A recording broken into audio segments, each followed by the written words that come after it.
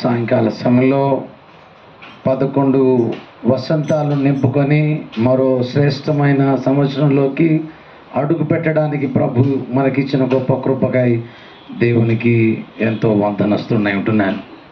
మరి ఎక్కువగా స్థానిక కాపరులు, సాల్మన్ రాజు దైవ సేవకులు మరి నన్ను ఈవేళ మరి వాక్యాన్ని అందించడానికి, వాక్యోపదేశం చేయడానికి నన్ను ఆహ్వానించారు. వారిని బట్టి కూడా మా హృదయాలు ఎంతో ఆనందంతో నింపబడతా ఉన్నాయి. మరి మిమ్మల్ని అందరినీ చూసినప్పుడు మరింత ఆనందం, సంతోషం కలుగుతూ ఉంది. ఎందుకంటే దేవుడు ఇన్ని సంవత్సరాలు మిమ్మల్ని కాపాడి భద్రపరిచి తన లేఖనాల ద్వారా మిమ్మల్ని స్థిరపరిచి స్థానికంగా ఒక సంఘంగా మిమ్మల్ని నిలబెట్టి ఆయన బలపరిచిన విధానాలన్నింటిని బట్టి దేవునికి మహిమ కలుగునుగాక. ఈవేళ మరి ఎంతసేపు నేను చెప్పాలను, మేబీ ఒక 45-50 మినిట్స్ మనం దేవుని వాక్యాన్ని నేర్చుకుందాం. క్రైస్తవ జీవితంలో సంఘ అనుభవాలలో మరి దేవుడు ఎంతో గొప్ప సంఘటనలను మనకు ఉంచాడు. ఉదాహరణకు క్రైస్తవ జీవితంలో ఉన్నట్టు ఒక అనుభవాన్ని మీకు జ్ఞాపకం చేస్తూ మిమ్మల్ని దేవుని వాక్యాలను నడిపిస్తాను. మన చక్కని బిర్యానీ చేసుకున్నాం, చక్కని వంటలు వండుకున్నాం, కానీ దాంట్లో మనము ఉప్పు మర్చిపోయామనుకోండి, మనం చేసిందంతా కూడా వ్యర్థమైపోతుంది. 11 సంవత్సరాల కాల వ్యవధిలో దేవుడు ఎన్నో పాఠాలని సంఘంగా మనకు నేర్పించాడు. దైవ సేవకుల ద్వారా మిమ్మల్ని దేవుడు ప్రోత్సహించాడు, బలపరిచాడు, మిమ్మల్ని స్థిరపరిచాడు, కట్టాడు. ఈవేళ మీ జీవితంలో ఇంకా మరి ఫలించలేకపోతున్నట్లయితే, ఫలభరితపు అనుభవాల్లోకి మీరు రాలేకపోతున్నట్లయితే, ఈ దినము దేవుని యొక్క వాక్కు ద్వారా మీ జీవితాలు మరింత శ్రేష్టమైన, మరింత ఫలవంతమైన అనుభవంలోకి దేవుడు మనందరినీ కూడా నడిపించాలని నేను ఎంతగానో కోరుతున్నాను. ఇది నా మరి టాప్ యొక్క ముఖ్య ఉద్దేశం ఏంటంటే, సంఘము ఏకముగా ఉండాలి, సంఘము ప్రేమలో వర్ధిల్లాలి. 2 important things, the test of love and unity. దేవుడు సంఘాన్ని పరీక్షిస్తున్నాడు. మనమందరము మరి ఏకముగా ఉంటూ ప్రేమను పంచుకుంటూ ఫలభరితమైన జీవితంలోకి మనమందరం కూడా సంఘంగా మరి ఎదగాలి. చాలాసార్లు మనకు జ్ఞానము లేకపోతూ ఉంటుంది. ఎలా సంఘాన్ని కట్టుకోవాలి, ఏ రీతిగా సంఘాన్ని మనము ఫలవంతపు అనుభవాల్లోకి తీసుకురావాలని కొన్నిసార్లు మనకు అర్థం కాకపోవచ్చు. ఈ దినం దేవుని వాక్యంలోకి వెళ్ళకముందు ఒక కథను మీకు జ్ఞాపకం చేయాలని ఆశపడతాను. మేబీ మీ కథ మీకు తెలిసి ఉండొచ్చు, లేకపోతే ఒకవేళ విని ఆనందించండి. ఇది సింపుల్ కథ. ఒకరోజు ఒక యవనస్తుడు చాలా ఇబ్బంది పడుతున్నాడు. ఎంత ఇబ్బంది పడుతున్నాడు అంటే, ఒకవైపున జీతము ఎక్కువగా లేదు, ఇంకొక వైపున మరి తల్లి మరి కళ్ళు కనపట్టలేదు, ఇంకొక వైపున తన భార్యకు పిల్లలు కూడా కలగలేదు. So many problems are there in the house. కుటుంబంలో ఎన్నో ఇక్కట్లు, ఇబ్బందులతో ఉండిపోయినటువంటి ఆ గడియల్లో ఒకరోజు దేవుడు ఆ వ్యక్తి దగ్గరికి వచ్చాడు. ఇట్స్ అ స్టోరీ, కథ కనుక మీకు అలా చెబుతున్నాను. ఒకరోజు దేవుడు ఆయన దగ్గరికి వచ్చి అడిగాడంట, చూడు నాన్న, నువ్వు చాలా ఇబ్బంది పడుతున్నావు, చాలా ఇరుకులో ఉన్నావు, నేను నీకు సహాయం చేయాలని ఆశపడుతున్నాను, కానీ 10 కోరికలు కోరొద్దు, ఒకటే ఒక కోరిక కోరాలి, ఆ ఒక్క కోరికను తీరుస్తాను అని అన్నాడట. అప్పుడు ఆ యవనస్తుడు, ఒకవైపున పిల్లలు లేరే, ఓవైపున అమ్మ కళ్ళు కనపడతలేవే, ఓవైపున పైసలు లేవే అని బాగా ఆలోచన చేస్తూ అమ్మ దగ్గరికి పోయి అడిగాడంట, అమ్మ మరి నన్ను ఏం చేయమంటావంటే, నా కళ్ళ సంగతి అటు పక్కకు పెట్టరా, నీకు పైసలు లేవు కదా, లేదా పిల్లలు లేరు కదా, అది అడుక్కో దేవుణ్ణి అని అన్నదట. ఇంకో వైపున నాన్న దగ్గరికి వెళ్తే నాన్న అన్నాడంట, అంతెందుకురా, ఏదో కష్టపడుతున్నావు, పైసలు అడుకో, దేవుడు ఎట్లా నడిపిస్తాడులే అని నాన్న అన్నాడంట. కానీ ఆ వ్యక్తి బాగా ఆలోచన చేసి ప్రార్థన చేసి ఇలా అడిగాడంట. దేవుడు ఆయన దగ్గరికి వచ్చినప్పుడు, దేవా, నీవు ఒకటే కోరిక కోరుకోమన్నావు, చాలా కోరికలు కోరుకోవాలి, నేను నా పరిస్థితి అసలు బాగలేదు కనుక ప్లీజ్ హెల్ప్ మీ అని ఇలా కోరుకున్నాడంట. ఏమని కోరుకున్నాడంటే, దేవా ఒక బంగారు పెట్టెలో ఒక బాలుణ్ణి పెట్టి కళ్ళారా మా అమ్మ చూసే భాగ్యాన్ని ప్రభువా అని కోరుకున్నాడట. మరొకసారి చెప్తున్నాను, ఒక బంగారు పెట్టెలో ఒక బాలుణ్ణి పెట్టి కళ్ళారా చూసే ఒక భాగ్యాన్ని నా తల్లికి అని కోరుకున్నాడట. అంటే ఏమేమి వచ్చినాయి చెప్పండి? బంగారం వచ్చింది, కొడుకు వచ్చేసిండు, కళ్ళు కూడా వచ్చేసినాయి. సో తెలివి కలిగి ఒక కోరిక కోరుకున్నాడు. సో చాలాసార్లు క్రైస్తవ జీవితంలో మనం కూడా దేవుని సంఘముగా మనం ఎలా వర్ధిల్లాలనో యూ షుడ్ రియలైజ్. దేవుడు మన తండ్రి అంటున్నాడు, ఆకాశమును భూమిని కలగజేసిన సర్వశక్తి సంపన్నుడు ఆయన. ఆయనకు అసాధ్యమైంది ఏది లేదు, ఆయన మనకి ఇవ్వలేదంటూ ఏది లేదు. మనము పిల్లలముగా మన పిల్లలకు మంచి ఈవులను ఇవ్వనెరిగి ఉంటుండగా పరలోకమందున్న దేవుడు మన కొరకు మరింత శ్రేష్టమైనవి ఘనమైనవి మన కొరకు ఇవ్వడా? నిశ్చయముగా ఆయన ఇవ్వగలిగిన సమర్థుడు. కనుక ఈవేళ మన జీవితంలో నీవు ఎట్లాంటి స్థితుల్లో ఉన్నావో నాకు తెలియదు, కానీ ఈ దినము దేవుని సముఖంలో నీవు వర్ధిల్లుతూ సంఘముగా మనమందరం ఒక్కటిగా ఉంటూ ప్రేమలు మరి ఐక్యతలు మన ముందుకు సాగుతూ ఉండే గొప్ప అనుభవాల్ని ప్రభు మనందరికి ఇవ్వాలని మొదటి యోహాను రాసిన పత్రికల నుంచి ఒక భాగాన్ని చదువుకొని మనము ముందుకు సాగుదాం. 1 John chapter 2 verses 7 to 11. చూడండి ఎంతవరకు ఈ భాగాన్ని మనం అధ్యయనం చేస్తామో చూద్దాం. మొదటి యోహాను రాసిన పత్రిక 2వ అధ్యాయం 7 నుంచి 11 వచనాల వరకు చదువుకుందాం. ప్రియులారా, మొదటి నుండి మీరు విన్న మీకున్న పూర్వపు ఆజ్ఞనే కానీ క్రొత్త ఆజ్ఞను నేను మీకు రాయటలేదు. మీరు వినిన వాక్యమే. చాలండి. ఈ 7వ వచనాన్నితో ఆరంభం చేసుకొని దేవుని చిత్తమైతే 11 వచనాల వరకు ఇది మనము ధ్యానం చేసుకుందాం. దేవుడు ఏమంటున్నాడంటే, ఆయన మనకు చెబుతున్నటువంటి ఒక మాట ఈ వచనాలలో ఆజ్ఞను గురించి మాట్లాడుతున్నాడు. దేవుని మరి ప్రజలముగా మనమందరము కూడా దేవుని ఆజ్ఞను మనము గమనించాలి. ఉదాహరణకు ఒక రాజు ఉన్నాడు అనుకోండి, రాజు మాటను మనము వింటలేమనుకోండి, రాజు ఏమంటాడు? పర్వాలేదు అంటాడా? అన్నాడు. వెంటనే తల దించేస్తాడు అంతే. కానీ మనము దేవుని ప్రజలంగా మనం ఏమనుకుంటున్నామంటే, దేవుని మాట వినకపోతే పర్వాలేదులే, దేవుడు మనల్ని ఏం చేస్తాడు? దేవా నన్ను క్షమించని అడిగితే క్షమించేస్తాడు అని అనుకుంటున్నాము. అలా దేవుడు ఎట్లా క్షమిస్తాడు చెప్పండి? రాజైతే తల దించేస్తాడు, దేవుడైతే మనల్ని క్షమిస్తూ ఉంటాడా? అలా క్షమిస్తూ ఉంటాడా? సో చాలా ప్రాముఖ్యమైనటువంటి పాఠం ఏంటంటే, సంఘము ఎదగడానికి, సంఘము కలిసికట్టుగా ఉండడానికి గల ప్రాముఖ్యమైనటువంటి పాఠం ఏంటంటే, దేవుని ఆజ్ఞలను మనం ఎప్పుడు కూడా గుర్తుంచుకోవాలి జీవితంలో. సమూయేలు మహారాజు ఇలా అంటే ప్రవక్త లేకపోతే న్యాయాధిపతి ఇలా అన్నాడు. ఏమన్నాడు తెలుసా? ఆజ్ఞ చదువుదాం, ఒక వచనాన్ని చదువుదాం. సమూయేలు గ్రంథము 15వ అధ్యాయం 22వ వచనాన్ని చదువుకుందాం. 1 Samuel chapter 15 verse 22 ను చదవండి.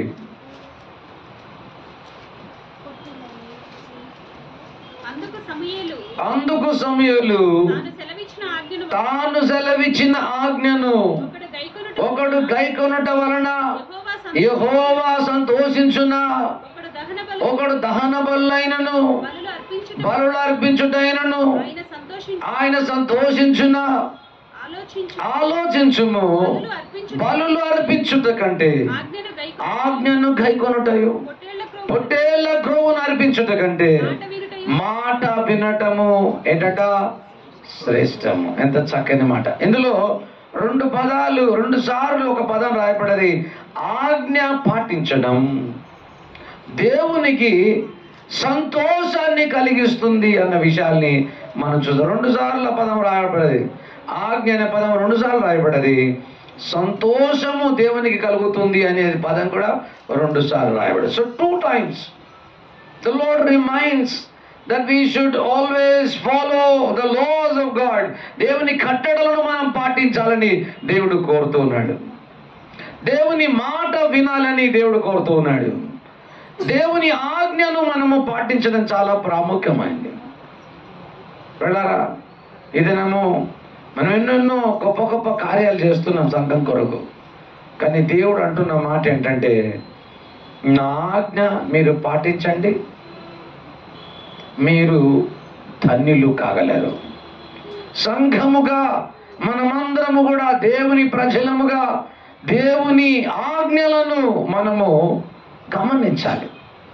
దేవుడు మనకిస్తున్న ఆజ్ఞను మనము పాటించడం వలన అది శ్రేష్టమైన జీవితంలోకి మనల్ని నడిపిస్తూ ఉంది. ఇంగ్లీష్లో గుడ్, బెటర్, తర్వాత పిల్లలు best. Good, better, best. Okay, దేవుడు ఏమంటున్నాడంటే ఆజ్ఞను పాటించినట్లయితే ఏంటట, శ్రేష్టమైంది. మిమ్మల్ని చూడగానే నాకు ఎనలేని సంతోషం కలుగుతుంది అంటున్నాడు. కనుక ఈవేళ పిల్లారా, దేవుని ఆజ్ఞ వినటం చాలా గొప్పది. ఇక్కడ కూర్చున్న మీరందరూ కూడా దేవుని మందిరానికి వస్తున్నారు, చాలా సంతోషం. చక్కగా పాటలు పాడుతున్నారు, చాలా సంతోషం. దేవునికి ఇస్తున్నారు, చాలా సంతోషం. మరి దేవుని ప్రజలుగా సమూహముగా మీరందరూ కలిసికట్టుగా ఉంటారు, చాలా సంతోషం.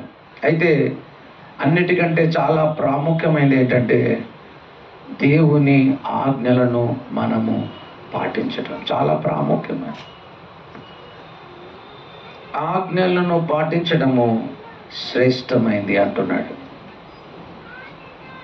ఆజ్ఞను పాటించడం శ్రేష్టమైంది.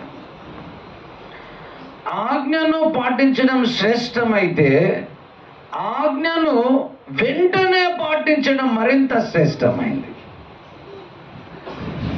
మీరు బాగా ఎండాకాలంలో బాగా అలిసిపోయి ఇంటికి వచ్చారు. సరే నాన్న నీళ్లు తేరా అని అన్నారు అనుకోండి మీ పిల్లలకు. వాడు గేమ్ ఆడుకుంటున్నాడు అనుకోండి, వాడు ఇవాళ నీళ్లు తేవడం మర్చిపోయి సాయంకాలం తెచ్చిచ్చాను అనుకోండి, మీకు ఎట్లుంటో చెప్పండి, నీళ్ళు ఒళ్ళు మండుతుంది కదా. పిల్లలు ఎట్లాంటి పనులు చేసినప్పటికీ, వాళ్ళు ఆడుకుంటున్నా, క్రికెట్ ఆడినా, గేమ్స్ ఆడినా, ఏదాడినా వెంటనే లేచి నీళ్ళు తెచ్చి ఇచ్చారనుకోండి, ఎంత సంతోషం అనిపిస్తుంది. దేవుని ఆజ్ఞలను పాటించడం ఎంత గొప్పదో, దేవుని ఆజ్ఞలను వెంటనే పాటించడం మరింత శ్రేష్టమైంది. పిల్లలు ఆజ్ఞ పాటిస్తే you will become a best person to God.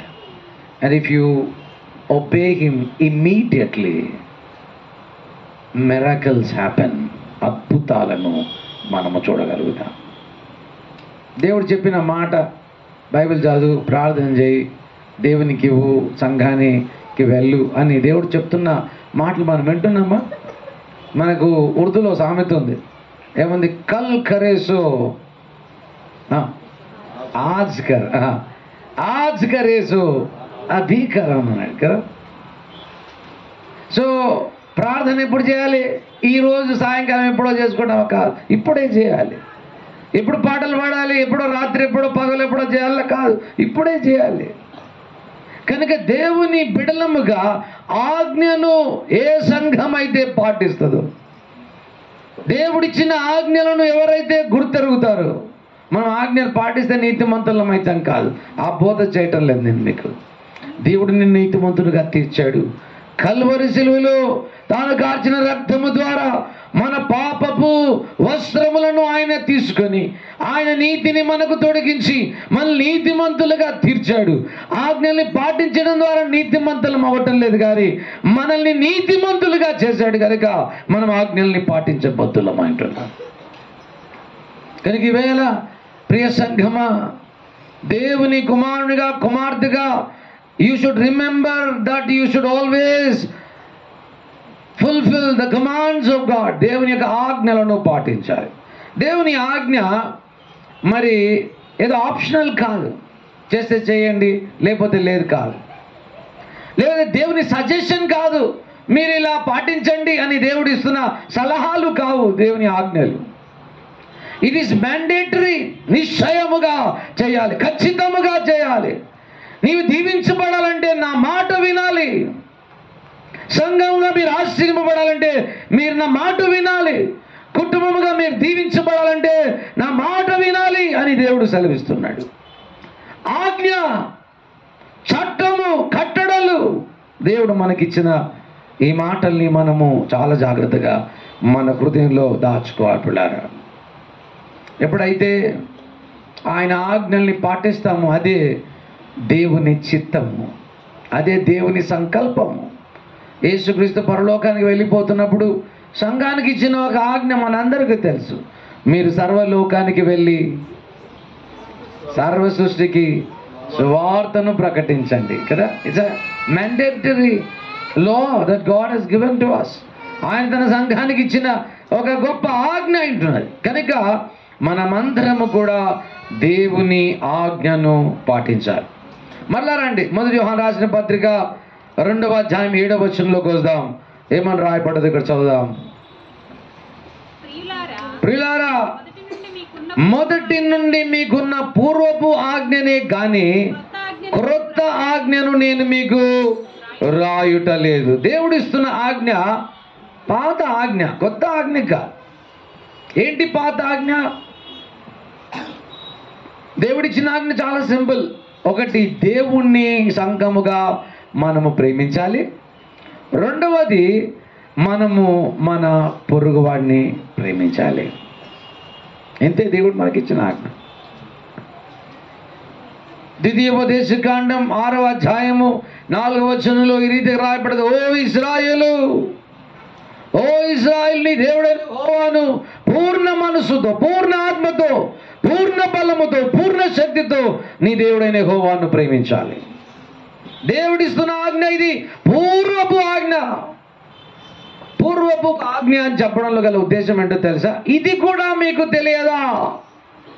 LKG stuff ఇది, నర్సరీలో నేర్చుకోవాల్సిన స్టఫ్ ఇది, మీకు ఇది కూడా తెలియదా అంటున్నాడు యోహాను ఈ వచనాలలో. మీ దేవుడైన యెహోవాను ఎలా ప్రేమించాలి? పూర్ణ మనసుతో, పూర్ణ బలముతో, పూర్ణ శక్తితో మీరు నీ దేవుడైన యెహోవాను ప్రేమించాలి. నంబర్ 1 ఇది పూర్వాజ్ఞ. లేవీయుల కాండంలోకి వచ్చినట్లయితే 19వ అధ్యాయము 18వ వచనం చూస్తే పూర్వపు ఆజ్ఞ ఇది. నిన్ను వలె నీ పొరుగువాన్ని ప్రేమించు అనే మాట ఎక్కడుందో అనుకున్నారు. లేవీయుల కాండం 19వ అధ్యాయం 18వ వచనంలో చూడగలుగుతున్నాం. చదవండి. Leviticus chapter 19 verse 18. క్రీడుకు ప్రతి కీడు చేయకూడదు. నీ ప్రజల మీద నీ కోపం ఉంచుకొనక నిన్ను వలె నీ పొరుగువానిని ప్రేమించు. ఎంత చక్కని మాట చూసారా? పూర్వపు ఆజ్ఞ ఇది, కొత్త ఆజ్ఞ కాదు ఇది. It is an old law given by the lord to Israelites. ఇశ్రాయేలు ప్రజలకు ఇచ్చిన పురాతనమైన ఆజ్ఞ. ఈ ఆజ్ఞ మనం ఎప్పుడైతే మనము పాటిస్తామో పిల్లరా, దేవుని చిత్తాన్ని నెరవేర్చిన వారము, దేవుని సంకల్పాల్ని మనము గమనించిన వారము, సంఘముగా మనము ముందుకు వర్ధిల్లడానికి దేవుడు మనకిచ్చే అవకాశంగా మనము జ్ఞాపకము చేసుకుంటున్నాం. ఎంత చక్కని మాట. మరొకసారి వద్దాం. మొదటి యోహాను రాసిన పత్రిక 2వ అధ్యాయం 7వ వచనం చూద్దాం. ప్రియులారా, మొదటి నుండి మీకున్న పూర్వపు ఆజ్ఞనే గాని క్రొత్త ఆజ్ఞ మీకు రాయుట లేదు. ఈ పూర్వపు ఆజ్ఞ మీరు వినిన వాక్యమే. మీరు ఇంతకుముందు విన్న వాక్యమే అది, కొత్త వాక్యం కాదు. సో దేవుని ప్రజలంగా దేవుని వాక్యాన్ని వినాలి, దేవుని వాక్యాన్ని వినాలి. కొంతమంది వినటం లేదు, ఓకే, వినాలి. ఓకే, ఒక కథ జ్ఞాపకం వస్తాం, కథలు చెప్తేనే మీకు నిండేటట్టున్నారు. ఒకరోజు ఒక పాస్టరు దాని తర్వాత సంఘస్థుడు ఇద్దరు కలిసి వేటాడడానికి వెళ్ళాడట. వెళ్తే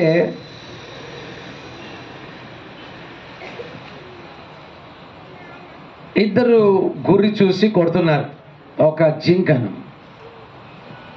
అప్పుడు ఇద్దరు గురి కొట్టి ఎగ్జాక్ట్గా ఒకటే టిష్యూ అని కొట్టానంట. ఇద్దరు కలిసి కొట్టగానే జింక చచ్చిపోయిందట. చనిపోగానే పాస్టర్ అన్నాడ నేనే కొట్టినా అన్నాడంట. సంఘస్థుడు లేదు నేనే కొట్టినా అన్నాడంట. పంచాయతీ అయిపోయింది వాళ్ళిద్దరికి. కనుక ఇద్దరు కలిసి ఆ జింకను తీసుకొని ఆ గ్రామానికి ముఖ్య దగ్గరికి వెళ్ళారట. వెళ్ళినప్పుడు ఆ ముఖ్య అన్నట తీసుకురండి, జింకను తీసుకురండి ఇక్కడికి అన్నాడంట. తీసుకొని వచ్చేసరికి అప్పుడు ముఖ్య అంతా పరీక్షించి అది ఎగ్జాక్ట్గా చెవులో తగిలిందంట. దానికి ఏది ఆ జింక ఎక్కడ తగిలింది? చెవులో తగిలిందంట. అప్పుడు ముఖ్య అన్నట ఇది పాస్టరే కొట్టిండు అన్నాడంట. ఎందుకు? పాస్టర్ ఎప్పుడు ఎక్కడ కొడతాడు? చెవులోనే కొడతాడు. ఇక్కడ తగిలి ఏమైపోతుంది? దేవుని పాటలు ఇటు నుంచి బయటకు వచ్చేస్తుంది. ఎగ్జాక్ట్గా ఈ చెవు నుంచి అవతలకు వచ్చింది కాబట్టి పాస్టరే కొట్టిండు అన్నాడట ఆయన. సో దేవుని ప్రజలారా, పాస్టర్ మాట వినాలి. ఇక్కడ ఆ మాట కనబడుతుంది. ఏమున్నది? ఈ పూర్వపు ఆజ్ఞ మీరు వినిన వాక్యమే. వినిన వాక్యమే, కొత్త వాక్యం కాదు, విన్న వాక్యమే. Always SIT under the teaching of your pastor. మరి సాల్మన్ రాజు గారు నన్ను పిలిచారు, అయ్యా మీరు రావాలి అని పిలిచారు. నాకు ఇంకొక మీటింగ్ ఉంది ఈరోజు, అయినప్పటికీ ఎప్పుడు పిలవలేదు. మరి నేను వెళ్తాను అని నేను ఎంతో ఆశతో మీ మధ్యలోకి వచ్చాను ఈ దినం. కనుక పిల్లరా, ఈ దినము దేవుని వాక్యాన్ని మీ బోధకుని ద్వారా వినాలి. సేవకులు చెప్పే మాటల క్రింద కూర్చోవాలి. ఒక భక్తుడు ఏమన్నాడు తెలుసా? దేవుని వాక్యాన్ని వినకుండా, దేవుని వాక్యము లేకుండా క్రైస్తవ జీవితంలో ఒక్క అడుగు కూడా మనం ముందుకు వేయలేము. ఒక్క అడుగు కూడా ముందుకు వేయలేం. వాక్యము లేకుండా మనం ఒక్క అడుగు కూడా ముందుకు వేయలేము. So it's very essential and very vital that we always listen to the very words of God. దేవుని యొక్క వాక్యాలు వినడం ఎంతో ప్రాముఖ్యమైంది. 7వ వచనంలో 2వ భాగంలో ఈ పూర్వపు ఆజ్ఞ మీరు విన్న వాక్యమే. మరొకసారి చదువు 7వ వచనం. ప్రియులారా, మొదటి మీకున్న పూర్వపు ఆజ్ఞనే, క్రొత్త ఆజ్ఞను మీకు రాయటలేదు. మీరు వినిన వాక్యమే. ఈ పూర్వపు ఆజ్ఞ మీరు వినిన వాక్యమే. 8వ వచనం చూద్దాం ఏమంటున్నాడు. మరియు చాలండి. ఇంతకుముందు ఏమంటున్నాడు? పూర్వపు ఆజ్ఞనే అంటున్నాడు, కానీ ఇప్పుడు క్రొత్త ఆజ్ఞ అంటున్నాడు మరలా.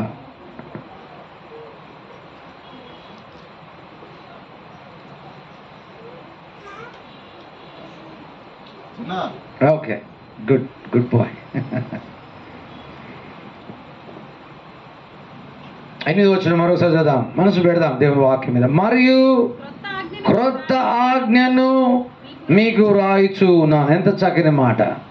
ఇంతసేపు మీకు పాత ఆజ్ఞనే, పూర్వపు ఆజ్ఞనే అన్నాడు, కానీ ఇక్కడ 8వ వచనంలో క్రొత్త ఆజ్ఞను మీకు రాయిచున్నాను.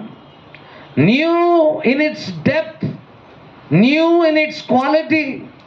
పాత నిబంధనలో లేని ఆజ్ఞను యేసుక్రీస్తు క్రొత్త నిబంధనలో మనకిస్తున్నాడు. పాత నిబంధనలో నిన్ను వలె నీ పొరుగు వాణ్ణి ప్రేమించమన్నాడు. క్రొత్త నిబంధనలో నేను మిమ్మల్ని ప్రేమించినట్లు మీరు ప్రేమించమని అన్నాడు. That is the depth. యేసయ్య ఏ రీతిగా నిస్వార్థంగా ప్రేమించాడు, యేసయ్య నిస్వార్థంగా తన ప్రాణాన్ని మానవుల కొరకు ఏ రీతిగా అర్పించాడు, నిస్వార్థంగా ఆయన మనుషుల్ని ఎలా కనికరించాడో, కృప చూపించాడో, అలాంటి ప్రేమ మనలో ఉత్పత్తి కావాలి. మన సహోదరుల పైన, మన పొరుగు వారి పైన మన ప్రేమ ఉత్పత్తి కావాలి పిల్లారా. ఈవేళ జీసస్ డెమాన్స్ట్రేటెడ్ దిస్ లవ్, ఈ ప్రేమను ఆయన చాటి చెప్పాడు, పంచిపెట్టాడు. ఏ రీతిగా? యోహాను రాసిన సువార్త 13వ అధ్యాయంలో మనం చదవని అవసరం లేదు, మీ అందరికీ తెలుసు. యేసుక్రీస్తు తన పై వస్త్రాన్ని తీసివేసి తన నడుమునకు రుమాలు కట్టుకొని ఆయన మరి పళ్ళెం తీసుకొని వారి పాదములను కడగడం ఆరంభించాడు పిల్లారా. ఇదని మనం కూడా దేవుని ప్రజలముగా, దేవుని కుమారులంగా, కుమార్తెలంగా మనం గుర్తుంచుకోవాలి. మనమందరం కూడా ఆయన పాదములను కడిగే అనుభవాల్లోకి, మనము మన యొక్క ప్రియుల కొరకు మన యొక్క ప్రాణాన్ని పెట్టే అనుభవంలోకి మనం వచ్చే ఆ జీవితంలోకి రావాలి. 8th verseలో మనము మరొకసారి చూద్దాం. మరియు క్రొత్త ఆజ్ఞను మీకు వ్రాయిచున్నాను అన్న మాటల్ని ఈ వచనాల్లో మనం చూస్తాను. ఎంత చక్కని మాట పిల్లారా. Number 1, we should obey the Lord's commands. అది శ్రేష్టమైనది. మన జీవితంలో దేవుని ముఖం ఎంతో ఆనందంతో, సంతోషంతో నిండిపోతుంది. రెండవది మనం చూడగలుగుతున్నాం, ఆయన మనకిచ్చిన ఈ ప్రేమలో కూడా మనము నిలకడగా ఉండాలి. 8వ వచనంలోని 2వ భాగంలోకి రండి. ఏమంటున్నాడు? చీకటి గతించుచున్నది, సత్యమైన వెలుగు ఇప్పుడు ప్రకాశించుచున్నది గనుక అది ఆయన యందును మీ యందును సత్యమే. ఎంత చక్కని మాట పిల్లారా. ఈవేళ క్రీస్తు మన హృదయాల మీద ప్రకాశించాడు. ఆయన మన ఎదలో నిలిచి ఉన్నాడు. ఎందుకంటే మనం ఆయన ఆజ్ఞల్ని పాటిస్తున్నాం. ఆయన ఆజ్ఞలను పాటించే వారిలో ఆయన ఉంటాడు, నివసిస్తాడు. చూడండి 3వ అధ్యాయంలోకి రండి. యోహాను రాసిన పత్రిక 3వ అధ్యాయం 22వ వచనంలోకి రండి. మరియు మనం ఆయన ఆజ్ఞలను గైకొనుచు ఆయన దృష్టికి ఇష్టమైనవి చేయుచున్నాము గనక మనం ఏమి అడిగినను అది ఆయన వలన మనకు దొరుకును. ఎంత చక్కని మాట. ఆజ్ఞలను ఎవరైతే గమనించగలుగుతారో, దేవుడిచ్చిన ఆజ్ఞను ఎవరైతే వారి జీవితంలో గుర్తెరగలుగుతారో, ఎవరైతే ఆయన ఆజ్ఞల మీద మనస్సును పెట్టడానికి ఇష్టపడతారో, అది శ్రేష్టమైనదని నేర్చుకున్నాం. అది అద్భుతాలని మన జీవితంలో తీసుకురాగలదు అన్న విషయాన్ని మనము జ్ఞాపకం చేసుకుంటున్నాం. చూడండి ద్వితీయోపదేశ కాండం 28వ అధ్యాయం 1వ వచనాన్ని కూడా చదువుకుందాం. ఆయన ఆజ్ఞకు నీ దేవుడైన యెహోవా మాట శ్రద్ధగా విని నేడు నేను నీకు ఆజ్ఞాపించు ఆయన ఆజ్ఞలన్నిటినీ అనుసరించి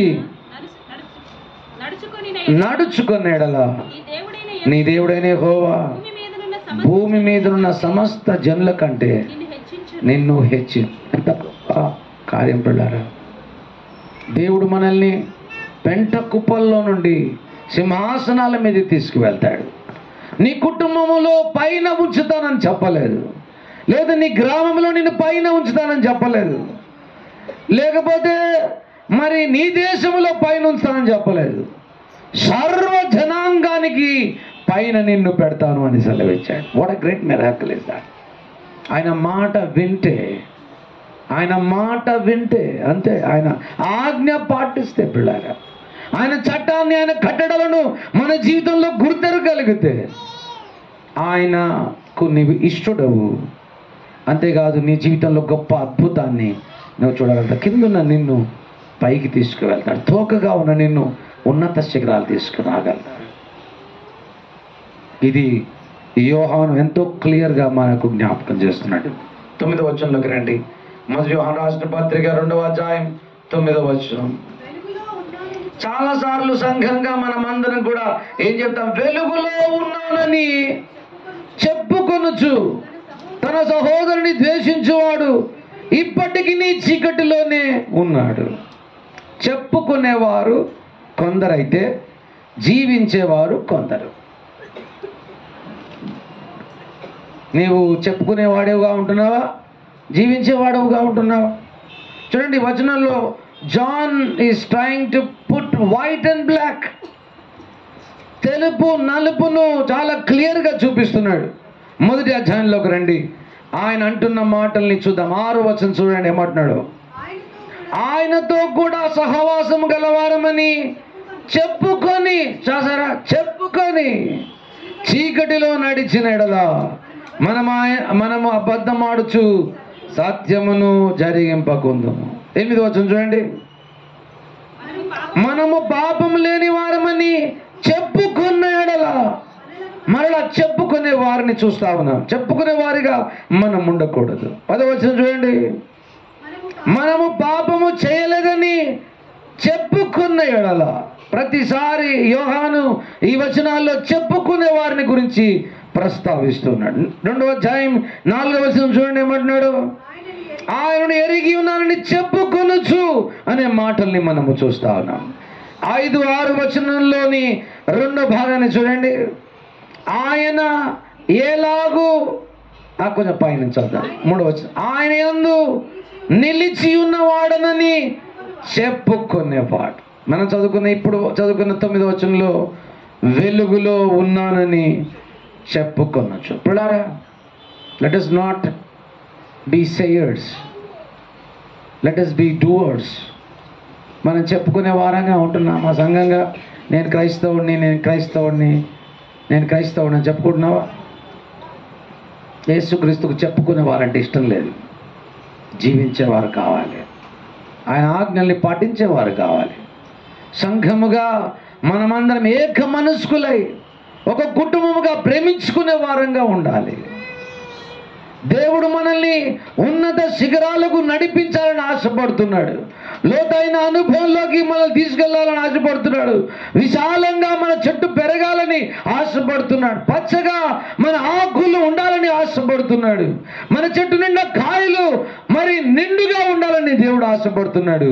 all it needs to do is, నా ఆజ్ఞలను పాటించుట శ్రేష్టము, నా ఆజ్ఞను గైకొనుట ఎంతో విలువైంది అంటున్నాడు. ప్రభువా ప్రభువా అని ప్రతివాడు చెప్పుకునేవారిగా ఉండదు.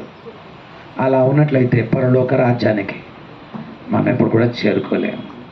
పిల్లలకు వాక్యం చదువురా చెప్తాం, మనం చదవం. ప్రార్థన చేసుకో అని బిడ్డకు చెప్తాం, మనము ప్రార్థన చేయం. చెప్పేవారిగా ఉంటున్నావా ప్రియ సహోదరి సహోదరుడా? ఆయన మాటలకు విధేయత కలిగినట్టు బిడ్డగా నీవు ఉంటున్నావా? యోహాను ఇక్కడ వైట్ అండ్ బ్లాక్ చెప్తున్నాడు. There is no in between path, grey లేదు ఎక్కడికి కూడా. మీరు చెప్పేవారిగైనా ఉంటారు, లేకపోతే చేసేవారిగైనా ఉంటారు. మీరు ఆజ్ఞను వినేవారిగైనా ఉంటారు, ఆజ్ఞను తిరస్కరించిన వారైనా ఉంటారు. ఈవేళ నీవే గుంపులో ఉంటున్నావో నువ్వు బాగా చూసుకో. సంఘము ఎదగాలి అంటే సంఘము దేవుని ఆజ్ఞల మేరకు నడిచే వారిగా ఉండాలి. దేవుడిచ్చిన కట్టడలను మరెంతో సూక్ష్మంగా జాగ్రత్తగా చేసేవారంగా మనం ఉండాలి. అప్పుడే మనం ముందుకు సాగి ఫలించి ఫలాభివృద్ధిలోకి రాగలమన్న విషయాలు మనం చూస్తున్నాం. 9వ వచనం మరలా చదుదాం. వెలుగులో ఉన్నానని చెప్పుకొనుచు తన సహోదరుని ద్వేషించేవాడు ఇప్పటి వరకును ఎందులో ఉన్నాడట? చీకటిలోనే ఉన్నాడు. వెళ్ళారా? సంఘము చీకటిలో ఉంటే ఆ చీకటి అంత గొప్పది. దేవుని బిడ్డను అని చెప్పుకుంటూ నేను ఇంకా చీకటిలో ఉంటున్నావా? నీ ప్రక్కన సహోదరుని ప్రేమించలేకపోతున్నావా? ప్రభు నేను ఎంతగా ప్రేమించాడు ఒకసారి చూడు. నీ కొరకు తన సొంత కుమారుని లోకానికి పంపించాడు. మనము అనేక సార్లు అపరాధములు పాపములు చేసినప్పటికీ ఆయన మనల్ని క్షమించడానికి ఇష్టపడ్డాడు. నీవెన్నో పర్యాయాలు అపరాధిగా ఉన్నప్పటికీ ఆయన నిన్ను ప్రేమిస్తూనే వచ్చాడు. పైకి భక్తి గల దానిగా వాడిగా ఉన్నప్పటికీ ఆయన నిన్ను కనికరిస్తూనే వచ్చాడు. నీ పిల్లలకు నీవు నేర్పించుకునే దానికంటే నీ జీవితానికే నీకు త్రోవ తెలియని జీవితంలో ఉంటుండగా ఆయన నిన్ను కనికరిస్తూ వచ్చాడు. నీ పిల్లలకు నేర్పించే స్థితిలో నీవు లేనప్పటికీ ప్రభు నిన్ను కనికరిస్తూ వచ్చాడు. ఆయన నిన్ను ఎంతగానో ఇష్టపడ్డాడు. ఎందుకు ఇష్టపడో తెలుసా? నాకు తెలియదు ఎందుకు ఇష్టపడ్డాడు. దేవుడు నిన్ను ఇష్టపడ్డాడు. ఇవేళ తెలుసుకోవాలి. నేను యాకోబును ప్రేమించి తిని ఏశావును ద్వేషించి తిని. Why did God love Jacob and why did God hate Esau? I don't know. దేవుడు ప్రేమించాడు యాకోబును. ఈవేళ నిన్ను కూడా ఆయన ప్రేమిస్తున్నాడు. సంఘంలోకి నిన్ను తీసుకొచ్చాడు. తన బిడ్డగా నిన్ను చేసుకున్నాడు. తన ఆత్మ నీలో ఉంచాడు. నీ పాపములను క్షమించాడు. నీకు ప్రాయశ్చిత్తాన్ని ఇచ్చాడు. ఆయన నమ్మిన రోజు ఆయన నిన్ను నీతిమంతునిగా తీర్చాడు. ఈవేళ ఇంతగా ఆయన నిన్ను ప్రేమిస్తూ ఉంటాడుగా నీ సహోదరుని ప్రేమించలేవా? మొదటి యోహాను రాసిన పత్రిక 4వ అధ్యాయంలోకి మనం వచ్చినట్లయితే 10వ వచనంలో ఏమంటున్నాడో చూద్దాం. మనము దేవుణ్ణి ప్రేమించి తిమ్మి అని కాదు, తానే మనలను ప్రేమించి మన పాపములన్నిటికీ ఆయన ప్రాయశ్చిత్తమై ఉండుటకు తన సొంత కుమారుని పంపెను. ఇందులో ప్రేమ ఉన్నది. ఎంతగా మనల్ని ప్రేమిస్తున్నాడు పిల్లారా. దేవుడు నిన్ను ఎంతో ప్రేమిస్తున్నాడు. ఎంతగా ప్రేమించాడో తెలుసా? 3వ అధ్యాయం 1వ వచనం చూడండి. మొదటి యోహాను రాసిన పత్రిక 3వ అధ్యాయం 1వ వచనం. మనము దేవుని పిల్లలమని పిలువబడినట్లు తండ్రి మనకెట్టి ప్రేమను అనుగ్రహించను. చూడుడి, చూడుడు అనే పదము బిహోల్డ్ అనే పదం వాడాడు. ఆహా, ఎంత అద్భుతమైన ప్రేమ దేవుని ప్రేమ. మనము పెంటల్లో ఉంటుండగా ఆయన మనల్ని సింహాసనాల మీదకి తీసుకొచ్చాడు. ఆయన మనము దూరస్తులమైంటుండగా క్రీస్తు యొక్క పెళ్లి భార్యగా నిన్ను మలిచాడు. ఇవాళ తండ్రి ప్రేమను చూడండి. తండ్రి ఇంతగా నిన్ను ప్రేమిస్తున్నప్పుడు నీ తోటి వారిని నీవు ప్రేమించలేవా? ఆమె ఈ చర్చికి వస్తే నేను ఆ చర్చికే పోను. కొంతమంది అట్లుంటారు. ఆమె ఈ గుడికి వస్తే నేను గడపనే దొక్కలు. కొంతమంది అలాంటి అనుభవాలు ఉంటాయి. పిల్లరా, మీరు అట్లాంటి వాళ్ళు కాదు, నాకు తెలుసు. మీరు దేవుని ప్రజలు, దేవుని నమ్మిన ప్రజలు, దేవుని ఎరిగిన వారు. మీరు ఈవేళ మనం జ్ఞాపకం చేసుకున్నాం. ఆయన మనల్ని ఎంతో ప్రేమించాడు. ఎంతగా ప్రేమించాడంటే పరలోకపు రాణిగా నిన్ను చేశాడు.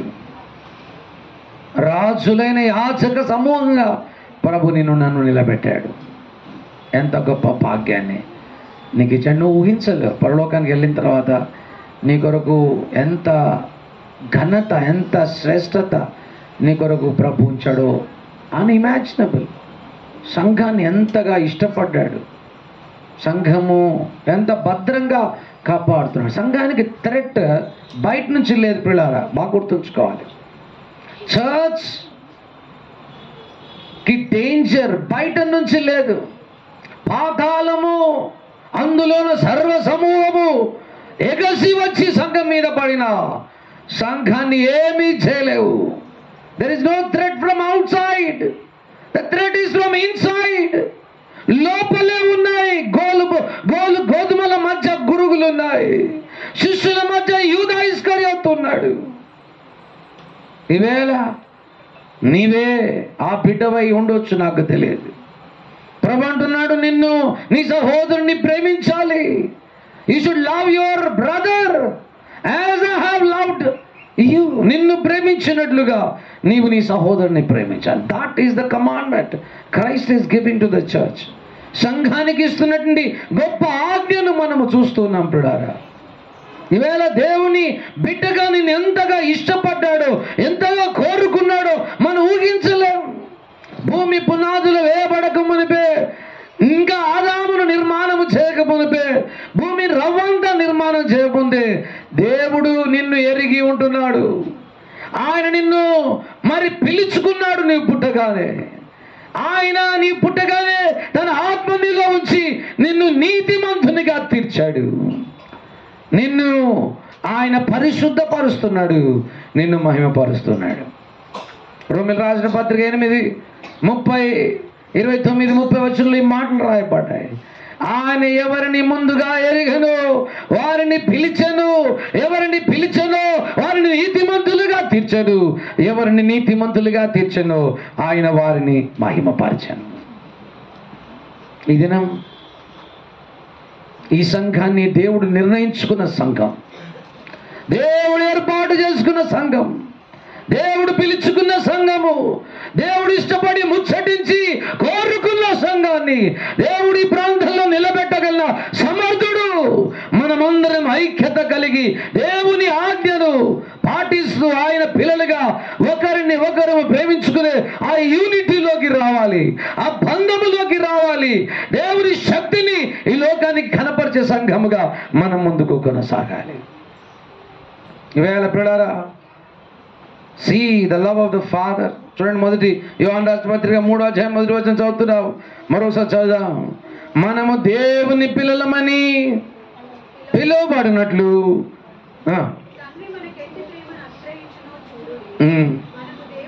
మనము దేవుని పిల్లలము.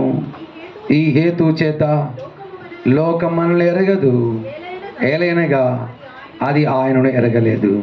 పిల్లలారా, ఇప్పుడు మనము దేవుని పిల్లలం అంటున్నాం. దేవుని పిల్లలైన మనమందరం కూడా ఆయన ఆజ్ఞను ఎంతో జాగ్రత్తగా పాటించాలి. దేవుడిస్తున్న ఈ ఆజ్ఞ ఎంత గొప్పది, ఎంత గణనీయమైనది. ఇంతకుముందే మీకు జ్ఞాపకం చేశాను, this is not an option. చేస్తే చేయండి, లేకపోతే లేదు. This is not a suggestion, ఏదో సూచన కాదు. దేవుని ఆజ్ఞనే పాట. దేవుని ఆజ్ఞ ఎలా మనం తీసుకోవాలి తెలుసా? సంఘముగా ఒక రాజు ఒక మాట చెప్తే వినకపోతే తల ఎట్లా తీసేస్తాడో దేవునికి కూడా అలా భయపడాలి. మనం దేవుని కూడా అలా భయపడాలి.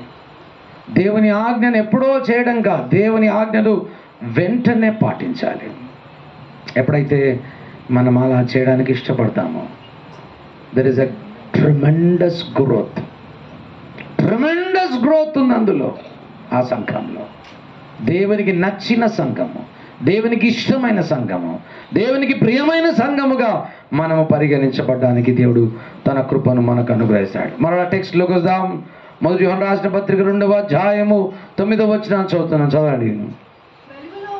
వెలుగులో ఉన్నానని చెప్పుకొనొచ్చు తన సహోదరుని ద్వేషించువాడు ఇప్పటి వరకు చీకటిలోనే ఉన్నాడు. 10వ వచనం, తన సహోదరుని ప్రేమించని వాడు వెలుగులో ఉన్నవాడు అతని యందు అభ్యంతర కారణము ఏది కూడా లేదు. There is no obstacle. ఆ వ్యక్తులు ఏమాత్రం అభ్యంతరం లేదు. చూడాలి అంటే అర్థం ఏంటంటే వన్ లైఫ్ స్మూత్గా వెళ్ళిపోతుంది. అంతే, ఆ సంఘం స్మూత్గా వెళ్ళిపోతుంది, అన్నిటినీ సాధిస్తుంది, అన్నిటినీ చేయగలుగుతుంది. మరి థ్రైవింగ్ చర్చ్ లాగా ఉంటుంది. యెహోవాకు ఆనందాన్ని తెచ్చే సంఘముగా ఉంటుంది. కీర్తనల గ్రంథం 1వ అధ్యాయం చదవని అవసరం, మనకు తెలిసిన వచనాలే. యెహోవా ధర్మశాస్త్రమునందు ఆనందించే సంఘము ఎలా ఉంటుంది? అనేక నీటి కాలువలు ఉంటాయి. ఒక్క చెట్టుకు అనేక ప్లూరల్ వర్డ్ వాడాడు. కాలువలు అనే పదం ఒక్క కాలువ కాదు, అనేక కాలువల మధ్య నాటబడిన చెట్టుగా ఉంటావు నీవు. లోతుకు వెళ్ళగలుగుతావు, ఎత్తునకు ఎదగగలుగుతావు, విశాలంగా పెరగగలుగుతావు, పచ్చని ఆకులతో నిండగలుగుతావు. అతడు చేయనదంతా కూడా సఫలము కాగలదు. Thriving church. దేవుని ఆజ్ఞను పాటించే వారిలో ఎటువంటి అభ్యంతరము లేదు, ఎటువంటి స్పీడ్ బ్రేకర్స్ లేవు, ఎటువంటి కష్టాలు లేవు. వారి జీవితం సునాయాసంగా ముందుకు సాగుతుంది. ఎందుకంటే వారు దేవుణ్ణి ప్రేమించారు, పొరుగు వారిని ప్రేమించారు, తమ నడుములను బిగించుకున్నారు. సువార్త కొరకు, అనేకుల ఆత్మల రక్షణ కొరకు మనం ముందుకు సాగుతున్న వారం అయితే. దానికి వేళ 10వ వచనంలో తన సహోదరుని ప్రేమించువాడు ఎందులో ఉన్నాడంట? వెలుగులో ఉన్నాడు.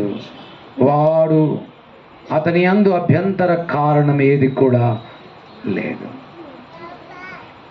11వ వచనం, తన సహోదరుని ద్వేషించువాడు చీకటిలో ఉన్నాడు, చీకటిలో నడుచున్నాడు, చీకటి అతని కనులకు గుడ్డితనాన్ని కలగజేయను గనుక వాడు ఎక్కడికి పోచున్నాడో వానికే తెలియదు.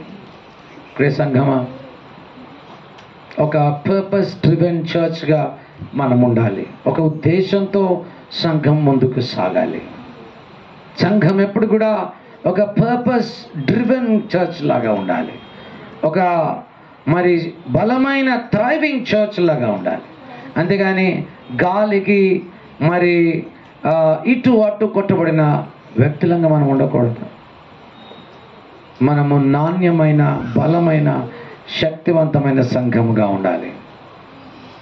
గుడ్డోనికి మనము చూడు సూర్యుడు ఎంత అద్భుతంగా అస్తమిస్తున్నాడు అని గుడ్డోనికి చూపించినాం అనుకోండి, ఆయనకి ఏమైనా అర్థమైతే చెప్పండి. ఎంత ఎక్స్ప్లెయిన్ చేసినా, ఎన్ని తీయ మాటలు చెప్పినా, ఎంత మధురమైన మాటలు చెప్పినా మనకి ఏమైనా అర్థం? ఏమర్థం కాదు. ఈ దినము మన హృదయాల్లో ప్రభు వికసించాడు. ప్రభు మనలో ఉంటున్నాడు. చీకటి లేదు మన జీవితంలో. దేవుడు వెలుగును మన జీవితానికి ఇచ్చాడు. యేసును నమ్మిన మీరందరూ దేవుని ప్రజలు, దేవుని ఆత్మను కలిగిన వారు, దేవుని శక్తిని మీరు కలిగిన వారు. మరలా చూడండి, 3వ అధ్యాయంలోకి మనం వచ్చినట్లయితే దేవుని ఆజ్ఞ పాటించిన వారి జీవితంలో దేవుడు ఎలా నిలిచి ఉన్నాడో చూడండి. 24వ వచనం చూద్దాం. మొదటి యోహాను రాసిన పత్రిక 3వ అధ్యాయం 24. ఆయన ఆజ్ఞలను గైకొను, అదే పదం చూపిస్తున్నాను, ఆజ్ఞలను, అదే పదం. ఆయన ఆజ్ఞలను గైకొనువాడు ఆయన యందు నిలిచి ఉన్నాడు, ఆయన వాని యందు నిలిచి ఉన్నాడు, ఆయన మన యందు నిలిచి ఉన్నాడు, ఆయన మనకు అనుగ్రహించు ఆత్మ మూలముగా తెలుసుకోగలుగుతున్నాం. ఎంత చక్కగా ఆజ్ఞ పాటించే వారి లోపల దేవుడే నిలిచి ఉంటాడు. మనము ఆయన యందు నిలిచి ఉండగలుగుతాం. It is a mysterious union with the church. సంఘానికి దేవుడిచ్చిన ఈ బంధం ఎంత గొప్పదో తెలుసా పిల్లరా? మైండ్ బ్లోయింగ్ బంధం, ఎవరికి అర్థం కాని బంధం. దేవుడు నీలో ఉండడం అనేది గొప్ప బంధం. యేసుక్రీస్తును మీరు ఏ దినమైతే అంగీకరించారో, యేసుక్రీస్తును ప్రభువుగా మీ జీవితంలో ఎప్పుడైతే మీరు ఇష్టపడ్డారో, పరిశుద్ధాత్మ దేవుడు మీ జీవితంలోకి అడుగు పెట్టాడు. ఆయన మీ జీవితాన్ని ఆక్రమించుకున్నాడు. ఆయన మిమ్మల్ని ఆక్యుపై చేసుకున్నాడు. ఉదాహరణకు ఒక ఇంట్లోకి మనం ఎట్లా వెళ్తామో అందులోనే ఉంటామో, పరిశుద్ధాత్మ దేవుడు మన జీవితంలోకి అడుగు పెట్టాడు. ప్రతిదినమైన మనల్ని పరిశుద్ధపరుస్తూ వస్తున్నాడు. ఆయన మనలో ఉంటున్నాడు. త్రియేక దేవుడు మనలో ఉండడానికి ఇష్టపడుతున్నాడు. ఆయన నీలో ఉన్నాడు. ఆజ్ఞలను పాటించే ప్రతి సంఘములో, ఆజ్ఞలను పాటించే ప్రతి విశ్వాస జీవితంలో దేవుడు నిలిచి ఉన్నాడు. ఈవేళ నీలో ఆయన ఉన్నాడు పిల్లారా.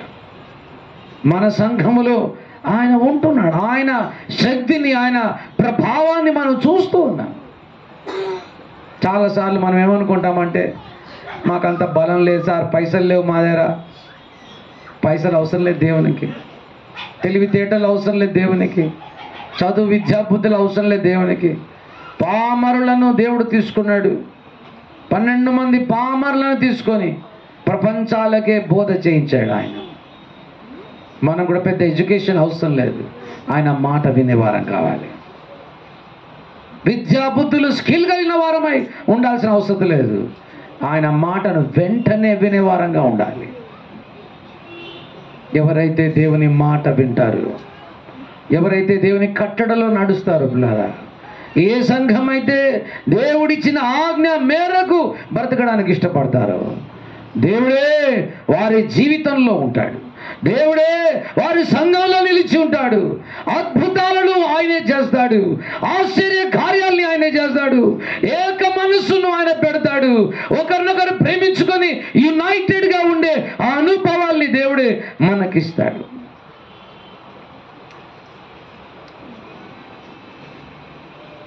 పదకొండవ వచనం, తన సహోదరుని ద్వేషించువాడు చీకటిలోనే ఉండి చీకటిలోనే నడుచుచు చీకటి అతని కన్నులకు గుడ్డితనము కలగజేస్తున్నది గనక వాడెక్కడికి పోచున్నాడో అతనికి తెలియదు. ఇది క్రైస్తవ జీవితం నీ యొక్క వెర్రితనం లాగా కనబడుతుందా? ఏదో సార్ యేసుప్రభు నమ్ముకున్నాం, మాకు ఏమి లాభమే లేదు, అట్లా ఉందా జీవితం? యేసుప్రభు నమ్మాం సార్, మాకు ఏమి ఉపయోగపడతలేదు ఆయన, అట్లా ఉందా నీ జీవితం? పులారా, సర్వశక్తి కలిగిన దేవుడు నీలో ఉంటున్నాడు. త్రియేక దేవుడు నీలో ఉంటున్నాడు. నాలో ఎట్లుంటాడు సార్? యేసుక్రీస్తు కల్వరి శిలువలో మన దోషములన్నిటినీ ఆయన తీసుకున్నాడు. ఆయన మన ఆత్మను రక్షించాడు. ఆయన నీతి వస్త్రాన్ని మన మీద కప్పాడు. Whenever God sees us, he sees us as Christ. క్రీస్తులాగా దేవుడు మనల్ని చూస్తున్నాడు. కనుక దేవుడు మన ఆత్మలో వసిస్తాడు. మన శరీరం ఇంకా విమోచన పొందలేదు. మన శరీరం ఇంకా పాపాన్ని కోరుతుంది. మన శరీరం ఇంకా ద్వేషిస్తుంది. మన శరీరం ఇంకా పాపాన్ని వెంటాడడానికి ప్రయత్నం చేస్తుంది. కానీ దేవుని ఆత్మ, దేవుడు నీలో ఉంటున్నాడు. You can do great things. దేవుని కొరకు గొప్ప సంఘముగా ముందుకు సాగొచ్చు. దేవుడు నీవు ఉంటే చాలు, నీవే మెజారిటీ. ఎక్కువ మంది అవసరం లేదు దేవునికి. నీవు దేవుడై ఉంటే చాలు, దాట్స్ మెజారిటీ అన్నాడు ఒక భక్తుడు. దేవునికి ఒక్కడు ఉంటే చాలు. హెచ్కేల్ గ్రంథం, ఇర్మియా గ్రంథాల్లో బద్దలైన సంతుల్లో నిలబడగలిగిన వాడు ఒక్కడు ఉన్నాడా? చాలు అంటున్నాడు దేవుడు. ఈవేళ సంఘముగా మనమందరం కలిసి కట్టుకుందాం. కలిసి మెలిసి ప్రేమానురాగాలతో మనము నిలబడదాం. దేవుని వాక్యం క్రింద మన జీవితాలను కట్టుకుందాం. దేవుని ఆజ్ఞలను పాటిస్తూ మనం ముందుకు సాగుదాం. గుడ్డి స్థితిలో మనము ముందుకు సాగక వెలుగు జ్యోతుల వలె మనం ముందుకు సాగుదాం. సంఘంలో రకరకాలైన ప్రజలు ఉంటారు. 12 నుంచి 14 వచనాలు చూసినట్లయితే 14 వచనం చిన్న పిల్లలారా, మన చిన్న పిల్లలాగా ఉండకూడదు. దాని తర్వాత 13 వచనంలో 14 వచనంలో యవనస్తులారా అంటున్నాడు. దాంతో తండ్రులారా అంటున్నాడు. సంఘంలో there are 3 types of categories. కొంతమంది చిన్నపిల్లలకు తండ్రి ఏం చేస్తాడో తెలియదు. చిన్నపిల్లలకు ఒకటే తెలుసు, డాడీ వస్తాడు, నేను ఏడ్చినప్పుడల్లా చెడ్డి మారుస్తాడు, అంతే అలా తెలుసు. యవనస్తులైతే అన్నిట్లో ముందుకు సాగలుగుతారు, ధీరులుగా ఉండగలుగుతారు, వాక్యాన్ని కలిగి ఉంటారు, ముందుకు సాగుతారు, జయోత్సాహముతో ముందుకు వెళ్ళడానికి ఇష్టపడతారు, థ్రైవింగ్ పీపుల్గా ఉంటారు. ఇది నీవు ఎలాంటి స్థితిలో ఉంటున్నావు? ఇంకా పసిబాలునిగా ఉంటున్నావా? యవనస్తునిగా ఉంటున్నావా? తండ్రిగా ఉండగలుగుతున్నావా? ఏ స్థాయికి నువ్వు పెరిగావో ఒకసారి ఆలోచన చేసుకో. పిల్లరా, దేవుని ప్రజలముగా దేవుడు మనకిచ్చిన ఈ మంచి ఈ ఘనమైన 11 వసంతాల ఈ అనుభవంలో మనం let us open our eyes, మన కళ్ళను తెరుస్తాం. ఎవరైనా కష్టం ఉంటే వారి కొరకు ప్రార్థిస్తాం. మన చెవులను తెరుస్తాం. ఎవరైనా కష్టాలుంటే వారి కష్టాలు విందాం. మన హృదయాన్ని తెరుస్తాం. ఎవడైతే దుఃఖంలో ఉన్నాడో వాడిని మన కొరకు మనము ప్రయాసపడదాం. మన మనసును వికసింప చేసుకుందాం. కొంతమందికి ప్రోత్సాహాన్ని, బలాన్ని కలిగిద్దాం. మన చేతులను తెరుస్తాం. మన కుటుంబాలను తెరుస్తాం. మన కుటుంబాల్లోకి దేవుని సన్నిధి, దేవుని ప్రసన్నత రావాలని మనం ఎంతో ఆశిద్దాం. ఈవేళ సంఘముగా let us be a thriving church. ఫలించి ఫలాభివృద్ధిలోకి వచ్చే సంఘముగా, ఏకముగా నిలిచి ఆయన ఆజ్ఞలను పాటించే సంఘముగా దేవుడు మనల్ని అందరినీ కూడా స్థిరపరచాలని, తన ముఖ కాంతిని, తన సన్నిధి కాంతిని ఆయన మన మీద ఉంచాలని నేను ఎంతో కోరుతూ ఈ మంచి మాటల్ని ఈ 11 వసంతాలు నిండుకున్న మరి సంఘానికి నేను అందిస్తా ఉన్నాను. తన దాసులు ఎంతో ఆశతో మిమ్మల్ని పెంచుతూ ఉంటుండగా ఆయన వాక్యం కింద మీరు బ్రతకండి. ఆయన మరి చేస్తున్న పరిచర్యకు విధేయులై ఉండండి. ఆయన చేస్తున్న ప్రతి పనిలో మీరు సహకరించండి. మీ ఆర్థిక మోరల్ సపోర్ట్ని మీరు అందించండి. నిశ్చయంగా ఈ ప్రాంతంలో దేవుడు మళ్ళీ బలమైన శక్తివంతమైన సంఘంగా ప్రభు స్థిరపరిచి కట్టునుగాక. తల్లు వంచుదాం, ప్రార్థన చేసుకుందాం.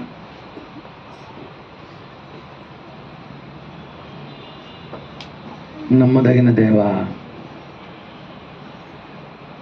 నేనే పాటి వాడను, నీ ప్రజలతో నీవు మాట్లాడుతూ వచ్చావు. 11 వసంతాలు నిండాయి, మరో నూతనమైన వసంతంలోకి నడిపిస్తున్నారు. నీ దాసునిగా నా చేతులెత్తి నీ దాసుని దాసురాల్ని వారి కుటుంబాన్ని ప్రభువా సంఘస్థులందరినీ నీ బలమైన చేతులకు అప్పగిస్తున్నాను. యెహోవా నిశ్చయముగా ఈ సంఘమును దీవించి ఆశీర్వదించును గాక అని ఇది మొదలుకొని దేవుని వాక్యము చేత అనుదినము మరి దీవించబడే సంఘముగా అనునిత్యం మీరు బలపరుస్తారని, లోతునకు తన్ని ఎత్తునకు ఎదిగి విశాలంగా పెరిగి అనేక కాయలతో ఈ సంఘము ఫలభరితంగా ఉండునుగాక అని ప్రకటిస్తున్నా. ఈవేళ నిదాసునిగా నీవు నాకు ఇచ్చిన ఈ మంచి గడిలకే నీకు స్తుతులు చెల్లిస్తూ ఈ వాక్యాన్ని మరణాన్ని ప్రజలకు అప్పగిస్తూ శక్తివంతంగా ఫలవంతంగా వారందరూ ముందుకు సాగే గొప్ప కృపని ప్రజలకు అనుగ్రహించమని నీ దాసుని ఆయన కుటుంబాన్ని సంఘాన్ని చేతులకు అప్పగిస్తూ యేసు దివ్యమైన ఘనమైన నామమున ప్రార్థించి వేడుకుంటున్నాము గొప్ప తండ్రి.